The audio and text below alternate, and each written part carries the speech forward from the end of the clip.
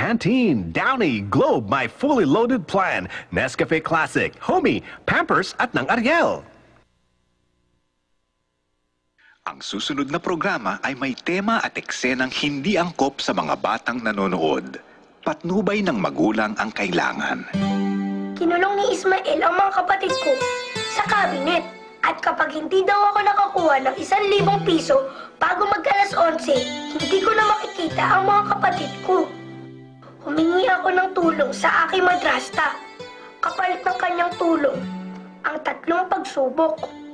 Nagawa ko ang lahat maliban sa isa. Ang bumili ng pamintang durog.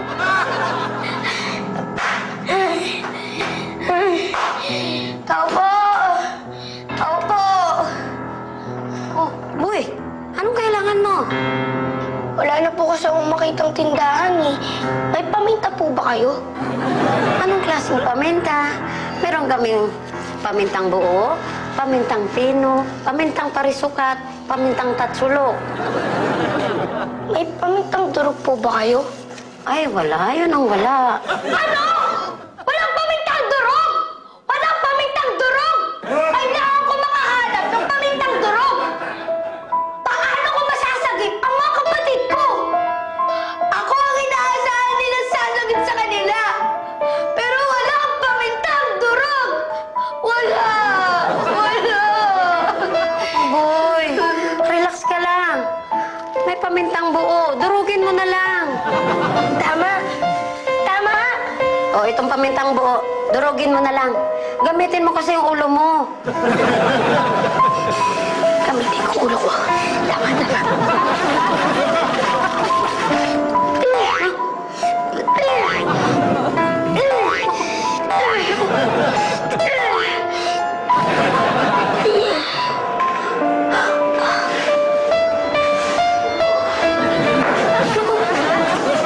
Anong nangyari sa'yo? Uy, anong ginawa mo sa sarili mo?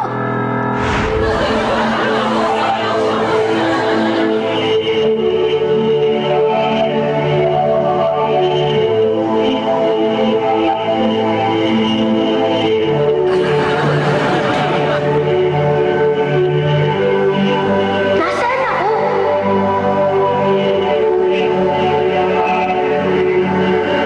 Anak, Daddy? Daddy? Daddy? Patay na ba tayo? Nasa langit na ba tayo? hindi pa anak. Andito tayo sa lugar na kung saan tinitipon ang mga kaluluwa ng mga taong nabagok ang ulo.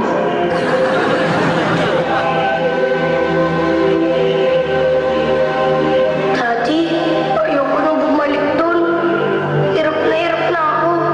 Gusto na kita makasama. Anak, gusto ko na rin kayo makasama. Pero hindi pa oras. Kailangan ka ng mga kapatid mo.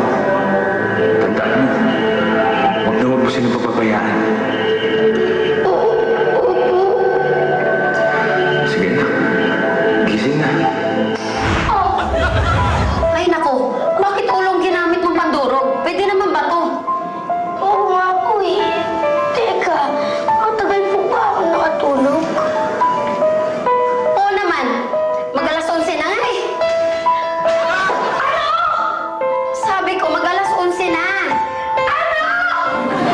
Makita ko pa kaya ang mga kapatid ko? Ang sabi ko, Huwag na buwan sa sinta! Cliffhanger na po ito! Ano? May sapat pa ba akong oras para mailigtas sila? Siguro kung nasa US sila, dahil late ang oras dun. Pero wala kaming pamasahe papunta dun.